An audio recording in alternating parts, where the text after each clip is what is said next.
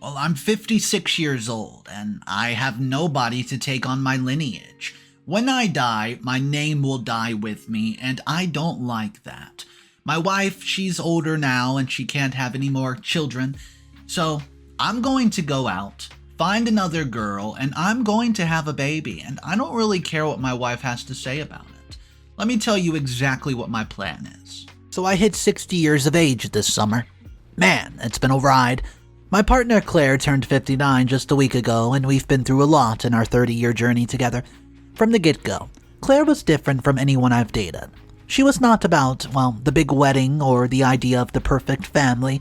She grew up with a strong Scandinavian vibe at home, where living together without the ring was normal.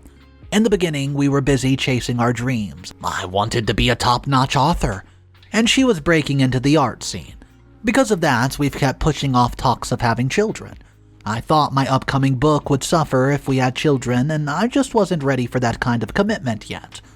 Times were tough in our early days, between art shows for her and waiting for my books to sell. Money was tight. We often had to crash with friends just to save on rent, and things changed. At 45, my book, it hit pretty big. Money was not an issue anymore, and Claire's art was getting noticed worldwide. With more cash, we traveled a lot. I'm talking hanging out in Bali to exploring New York.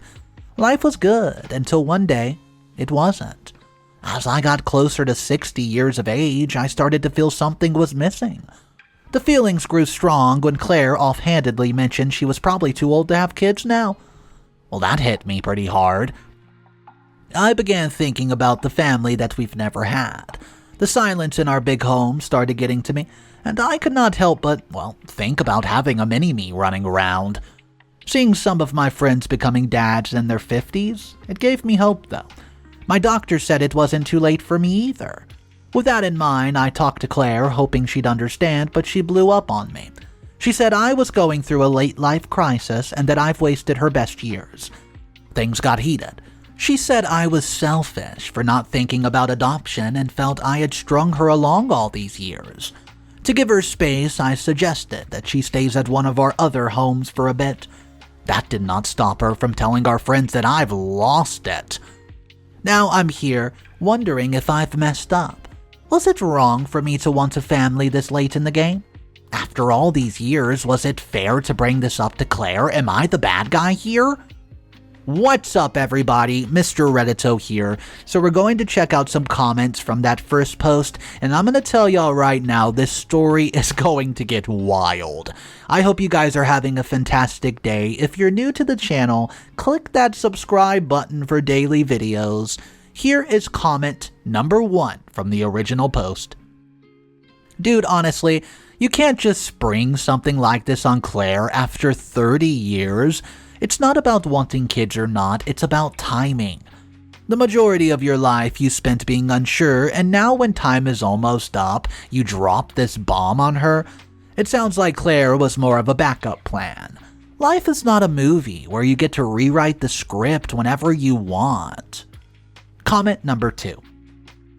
30 years. That's a long time to suddenly realize you want something different.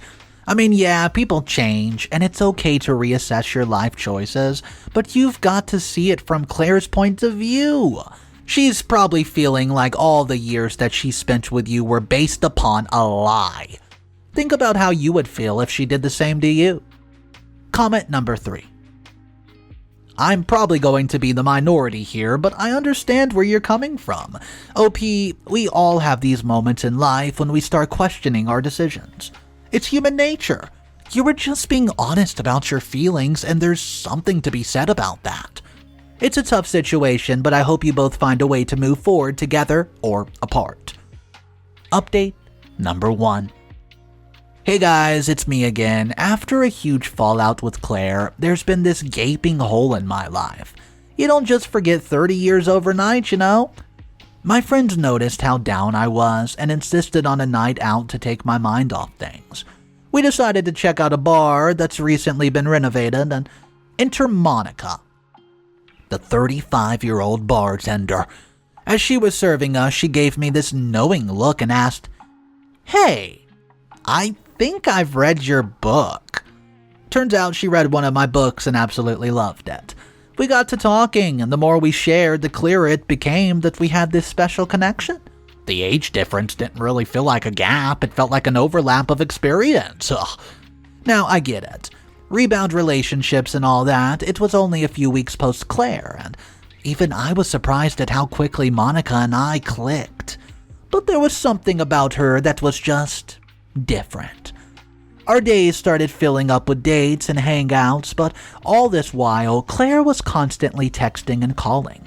It became overwhelming to the point where I had to block her for my own sanity. Everything seemed to be heading in a positive direction with Monica until one particular morning. We had an amazing evening together, complete with deep conversations, and well, she stayed the night. We were in the middle of a breakfast giggle fest when there was a loud knock at my door. It was Claire, and man, she looked like she's been through hell and back. Her reaction at seeing Monica, total meltdown. Heartbreak, anger intertwined, and she starts screaming at me, accusing me of betrayal and moving on too fast after 30 years. Monica, very uncomfortable clearly. She backed away to the bedroom. While I tried and failed to calm Claire down, her outburst just grew so loud. My neighbors got involved, and before I knew it, the police were at my door, and as they escorted a crying and yelling Claire away, I couldn't help but feel a mix of guilt. Monica came out, trying to offer, some sort of comfort, but the situation's heaviness remained. I'm stuck with these swirling thoughts. Did I move on too quickly? Was Claire's reaction justified, and where does Monica and I go from here? Everything's just so complicated. Update number 2. The situation with Claire has escalated way beyond what I ever could have imagined. After that day at my house, she's been everywhere. My workplace, the cafe where I sometimes write, even outside Monica's art studio. It's like she's omnipresent, watching and waiting, and it got so bad that I had no choice but to get a restraining order against her. I never thought our story would end up here, with legal papers and boundaries drawn. Monica, as patient and understanding as she's been, is starting to get freaked out. I mean, who wouldn't? She told me that she cares about me, but Claire's relentless stalking is taking a toll on her. She's questioning whether our relationship, as wonderful as it is worth the drama and potential danger of her life. Honestly, I can't blame her for feeling this way. Amidst all this, I got a health bombshell. I recently visited my doctor for a general checkup, and we talked about my previous wishes to have children. He recommended a few testings considering my age. The results? Well, turns out, due to some undiagnosed health issues, I'm now infertile. The news hit me like an absolute ton of bricks. I mean, all my dreams of possibly having children, seeing my legacy in their eyes, it's all gone. In a cruel twist of fate, I was now in a position to want children, with a partner who might not be open to it, but my own body has betrayed me. I've been spiraling into this deep abyss of sadness and depression. Every time I look at Monica, I see a future we might never have. I've been having these maddening thoughts. Is Claire stalking a twisted form of karma for how I treated her? Is my infertility a sign that I've waited too long and now I'm paying the price? Monica is supportive, but she's at a loss for how to help me navigate this complicated emotional landscape. I feel stuck, lost, and incredibly dissolute.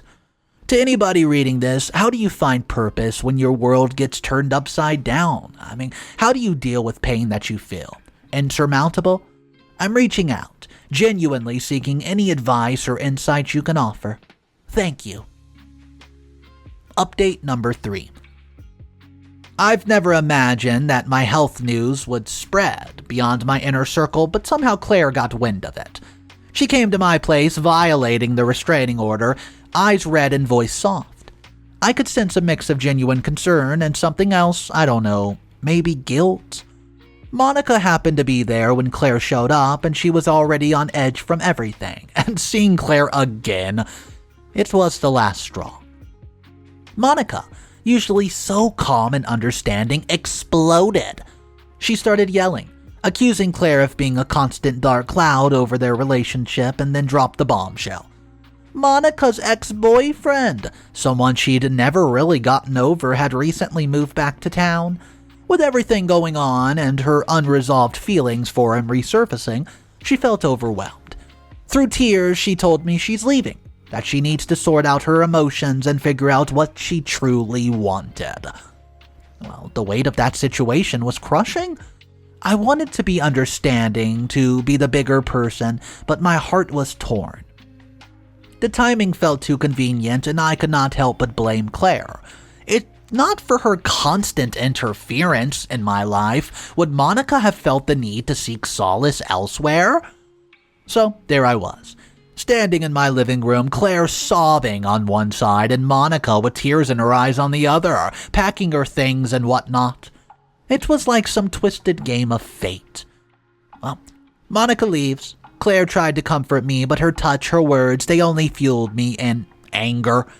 I believe she was the catalyst for Monica's departure. In my grief, I lashed out at Claire, telling her I wanted nothing to do with her, and that she should respect the restraining order or I'd ensure legal actions were taken. After what felt like the longest day of my life, I'm left alone with my thoughts. Every decision, every crossroad has led me here. To those of you reading, I want to know, how would you rebuild, even when everything falls apart? Would you forgive and try to find common ground, or would you close the chapter in your life and start a new one? I'm lost, and I need some direction. Update number 4. Guys, I thought that I'd hit rock bottom, but the universe had a different plan for me. A close friend of mine, who had been my pillar of support after his wife tragically passed away, suggested therapy. At first, I scoffed at the idea. Me and therapy? Come on! But after seeing a profound change in him, I reluctantly decided I'll give it a shot. The first session felt so awkward. Pouring out my heart to a stranger, it wasn't easy. But after a couple of months, I found myself looking forward to those sessions. My therapist was insightful and understanding and provided a fresh perspective on things I've been struggling with. One day, the topic of children and legacy came up. My therapist posed a simple question. Hey man, why let biology define your legacy? Well, that hit me pretty hard. I didn't think of it like that, and I realized I had the means, the maturity, and the love to offer. Why not adopt? The idea felt right, and I was excited, hopeful for the first time in what felt like absolutely forever. However, the journey of parenthood is one I've imagined sharing. I thought about Claire. Despite our tumultuous past, there were moments of deep connection and love, and maybe, just maybe, she'd be willing to embark on this journey with me. Mustering the courage, I approached Claire with my proposal, but the Claire I met was not the one I remembered. She looked radiant, happy in a way I had not seen in a long time. She introduced me to her new boyfriend, a young, energetic guy in his early 30s. I felt a pang of jealousy, but it was her words that truly stung. I've moved on. I wish you the best, but our paths are different. My heart sank. It felt like every time I tried to find happiness, life threw a curveball, but I was still standing tall. With or without Claire, I wanted to adopt. The idea of giving a child a loving home to be there for someone and create memories became my driving force. So, that's where I'm at now, taking the first steps towards adoption. Life is unpredictable, but I'm learning to find my way. To everybody who's been following my story, thank you for the support. What do you think? Am I heading in the right direction? Is it crazy to adopt on my own? Your insights have been so invaluable. Update number 5.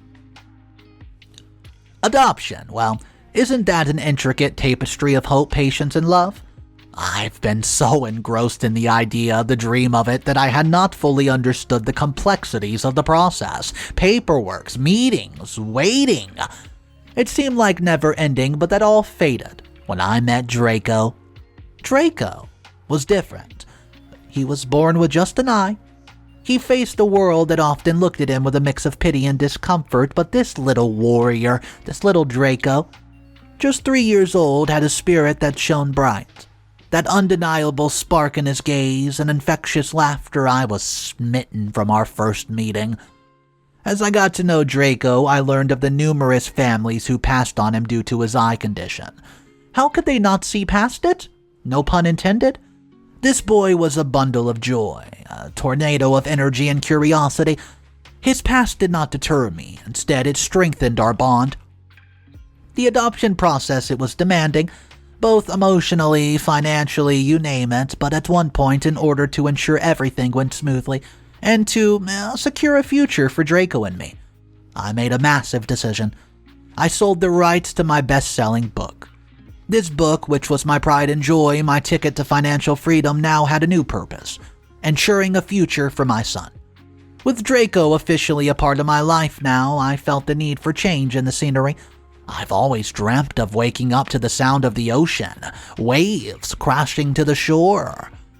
So, selling my house, Draco and I moved our way to Gulf Shores, Alabama. A fresh start by the beach seemed just right for our new chapter in life, and as I sat on my porch, the sun setting over the horizon, Draco playing in the sand, I can't help but reflect. From heartbreaks to a new beginning, life has been a roller coaster of sorts. To everybody who's been part of this journey with me, I can't thank you enough. While I feel like this might be my last update, I'm not certain. Life, as I've come to learn, is unpredictable. But for now, it's just Draco, me, and endless horizons ahead. Update number 6. The sun, the sand, the sea.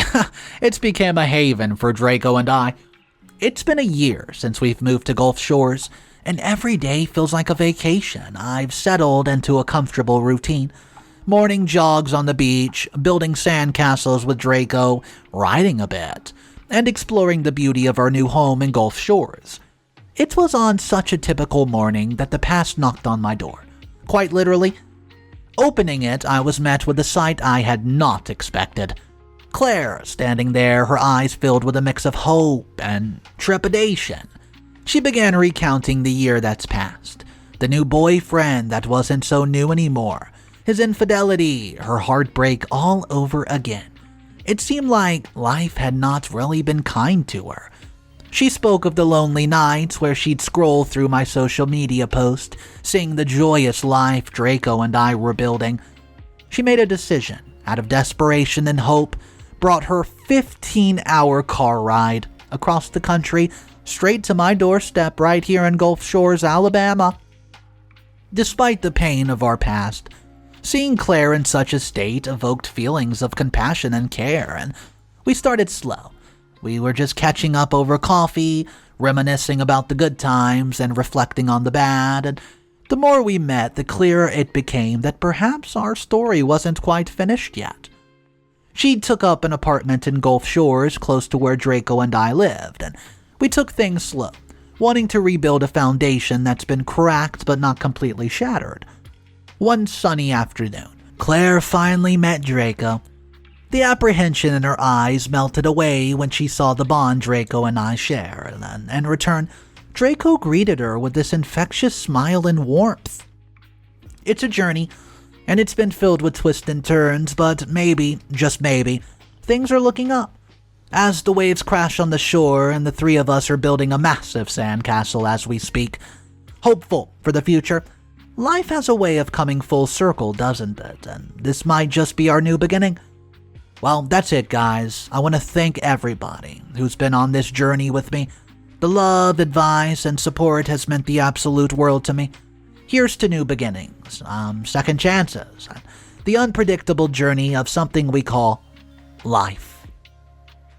Well, honestly, this story ended a lot better than I thought it was going to.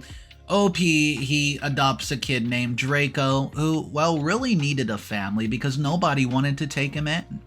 Also, Claire comes back into OP's life, and yeah, this story could have took so many different avenues, but I am glad that they basically settled back together. They are in a whole nother city in Gulf Shores, Alabama, Let me know your thoughts though. A lot of the commenters at first in the very beginning, they hated OP.